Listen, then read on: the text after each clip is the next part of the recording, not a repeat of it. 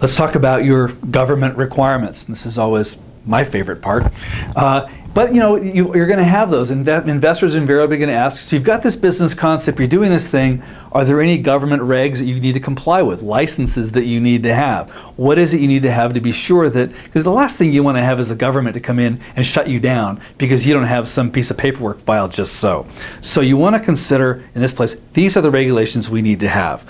These are the, I don't think you need to get down to the gory details of which forms you need to file, but you need to know you need to have this license, you need to have a liquor license if you're having a restaurant or a liquor store, obviously.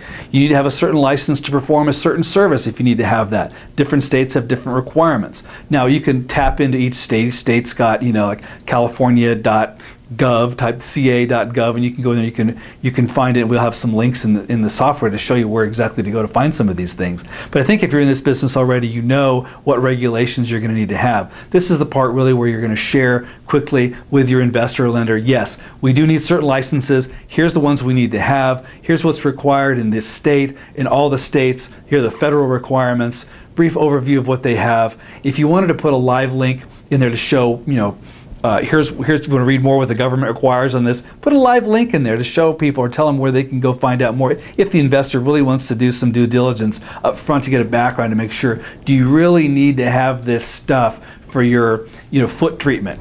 Who knows? But you want to be sure the investor, just so the investor knows, you want to show the investor that you know what regulations you have, because they're going to ask the questions what you're going to need to have. So you're demonstrating that you have it all lined up, you know what you need to have. You may not have it yet, but you're saying this is what I need to get and I'm going to go get these, and the investor can feel comfortable. Okay, good. You've done all of that right. You've crossed your T's and you've dotted your I's.